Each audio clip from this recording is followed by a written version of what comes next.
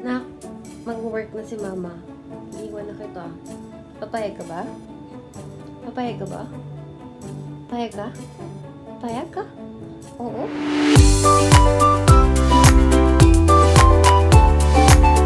Hi everyone! Welcome to another Tuesday with me, Mrs. Bads, your learning mama. For today's video, I'm gonna start a series on going back to work after maternity leave. Here in the Philippines, we have an expanded maternity leave, which is now 105 days of paid maternity leave, and it can also be extended to another 30 days but without pay. So we are so blessed with that. It may not be long enough to be in this transition period, but it is already long compared to other countries who don't even have this kind of maternity benefits. And as they say, this maternity leave is not a vacation, because truly there are a lot of things that we need to do in this season. There are so many changes and transitions that we need to embrace. Some mothers weren't able to cope up and fall into depression. Some even broke down and really struggled in this season. That's why we really need to prepare. I've read and heard a lot of struggles and stories of moms who went back to work and find it really difficult. And that is why I am preparing myself for mommies out there and daddies too. I hope that you get to prepare yourself in this period of having a new child and juggling it with your careers. Let's begin with the physical aspects. Okay, what are the physical aspects that we have to prepare on? Ang daming nagbago sa katawan natin when we got pregnant, diba?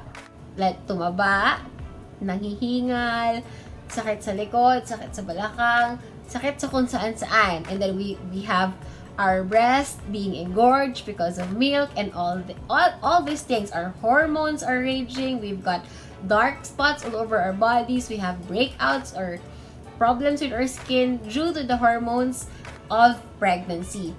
And aside from that, we also have stressful and painful labor and delivery. Some got scars, if you are like me, who gave birth via CS. Some have wounds, for those who have natural delivery. They also have a lot of physical things going on in there, and yeah, it takes a lot of physical toll on us that we need to take care of before we go back to work. Okay, we get fat. So when we go back to work, what will we wear? Do we still fit in our uniform? So for me, yun talaga yung una ko kinonsider physically. I have my uniforms adjusted already. And I check on my wardrobe. Nalinis ko na yung mga masusuot ko pa at hindi on our wash day at work.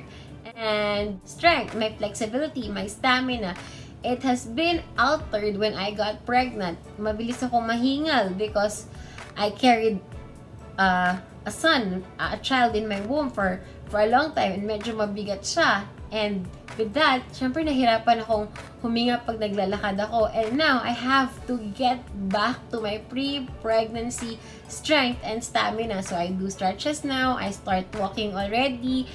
But I have to consider also my CS scar, my CS wound. Okay na ba siya? I still have diastasis recti, and I'm working on it. Another thing that we need to prepare on in terms of physically is the self-care regimen or skincare regimen rather. When you're breastfeeding like me, some skincare products may not be safe for you and the baby. That is why I stopped using some of those creams and toners that I have, and I'm currently on the lookout, on the research on what will be my skincare treatment. So that is why pansinin nyo, hindi ganon kaayos. Nagdaming yung pores ko, sobrang sumisigaw na, and my eye bags are like that. The pagod, the puyat, and lipas ng gutom, yun yung mga other physical things as well that you need to consider now that you are a mom. Papasok ka sa work, syempre nagpuyat ka the night before kasi nag-alaga ka ng baby. How will you cope up with that? Okay? Also, the pagod, may work, imagine mo, you have a work for 8 hours and then you will be on transit going to and from work, let's say 1 to 2 hours, so that will be like 10 hours kang wala sa bahay, and then the pagod pa sa biyahe, kung makikipagbalyahan ka pa sa bus or sa tren or sa jeep or kung saan man, and then uuwi ka sa bahay, mag-aalaga ka pa ng baby mo. So you have to consider that as of now. How will your body will cope up to that? So right now you have to prepare yourself to that. So do some stretches, gain your flexibility back, lose some excess weight. I am working on that, and I hope I will lose those pregnancy weight. So yes, those are just some of the physical aspects that we need to consider and prepare with.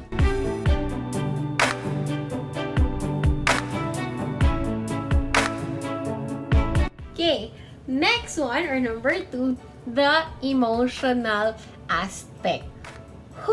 This is sort of normal, lalo na tayo sa ating mga Filipinos, sa culture nating mga Filipinos, that we have this close relationship ties with our family, and mahirap iwan yung anak. Talaga, iba yung emotions eh. Hindi pa uso dito sa Pilipinas yung yung iniiwan yung anak sa daycare, sa center. Merong mga ganun, tapos nagbo-work in nanay. Wala pang ganun dito sa Pilipinas. Ang uso pa rin dito is dayaya, or iwan sa lola, iwan sa pinsan, iwan sa tita. And the emotional burden will be so much when you go to work, nagtatrabaho ka, tapos minsan naiiyak ka. Nakikita ko yung ganong scenario sa ibang mga mommies, and I'm imagining myself in their shoes. Iiwan ko yung anak ko for 8 to 10 hours a day. Kaya ko na ba? Ngayon pa lang, ini-internalize ko na yung magiging ganong scenario na pag malayo ako sa anak ko. What more if your work will entitle you, or your work will need you to be in a field kung saan medyo mapapalayo ka pa, let's say out of town work, or also an overtime work, or longer commute hours, or longer travel time kasi may mga ginagawang construction sa daan, build. So think of those things. How will be the state of your heart? Kaya ba? I have a friend who quit her job because she said she cannot carry the burden of leaving her child alone at home. So she quit her career. Sabi niya, balik na lang daw siya kapag medyo malaki na yung anak niya. I am so happy for her because she have that choice. Well, hindi lahat ng babae may ganun choice. And hindi lahat ng babae kayang i-chose yung ganong path. So we salute all of those who are stay-at-home mommies as well. But for us who chose to work, we need this. We need to internalize this part that we get to be far from our children most of the time. I think yun lang sa emotional part.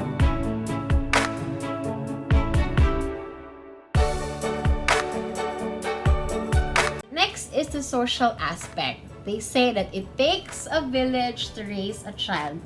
But what about some mothers who do not have a village? Like me, medyo malayo yung mga relatives ko. They are in the province. But I think one thing that helped me in this journey is that before I got pregnant, I am already conditioned that I'm gonna face this journey most of the time by myself kasi malayo nga yung relatives ko. Plus, husband is working far as well. So yun, naisip ko na siya, na-internalize ko na, and it somehow prepared me for this.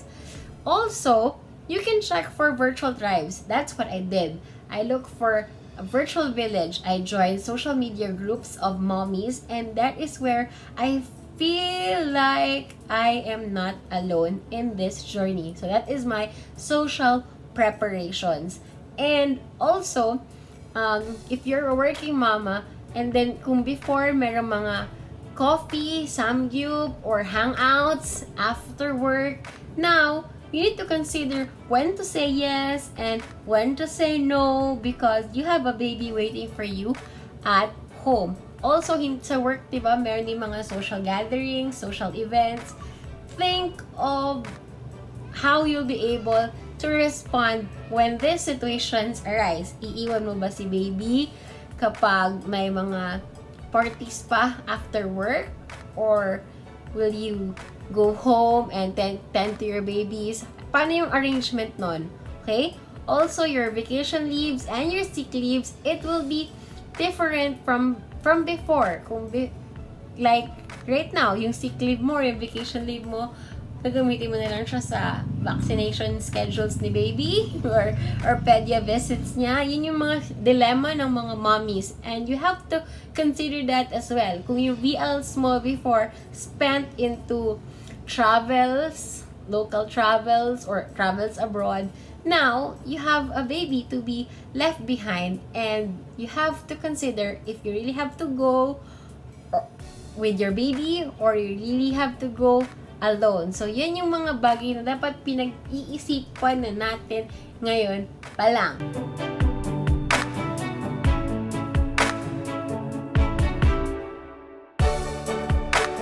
Next is the mental. Okay, we have to be 100% at work and be 100% moms. Hindi 50-50. 50% mommy, tapos 50% working. I know it's not gonna be easy, but we have to be excellent as well in our workplace. Hindi naman pwede na maging excuse. Working mom ako, hindi natin pwedeng maging excuse yon. So we need to prepare ourselves for the workload that is waiting for us when we go back to work. Remember that your office mates or your co-workers also adjusted when you leave for 3 months or for 105 days. And sila nag-adjust din sila. Malamang nakuha nila yung workload mo nung wala ka. Some of them baka hindi pinayagang mag-leave because kulang na ng tao kasi nag-leave ka. So, be considerate of them as well. Ngayon pa lang, kausapin mo na sila dahan-dahan, ano musta ang workload, ganon. Kasi ako, that's what I'm doing. I'm already thinking, pagbalik ko sa work, ano yung mga priorities ko. I'm not saying that you start working now, seize the moment with your child, but prepare yourself for the workload that you will face once you go back to work. Your schedules. Paano ba yung working schedules nyo? If you are breastfeeding like me, iniisip ko na, kailan ako magpa-pump? What will be my pumping schedule? Ano kung oras ako aalis ng bahay? Those are the mental preparations that I have when it comes to work. Also, I don't know, but when I got pregnant, medyo makakalimutin na ako, medyo disorganized na yung isip ko. That's why I keep on writing notes na. Imbis na before mental notes lang, ngayon nag-take down notes na ako para hindi ako makalimot. I have this sort of organizing things na I'm cleaning my desktop, I'm cleaning everything just to make sure lang na pagbalik ko sa workload, magaan siya at hindi ako mahihirapan. I'm also exercising my brain by reading a lot, making sure that my memory is intact, and all those things. Those are the mental preparations that I am doing.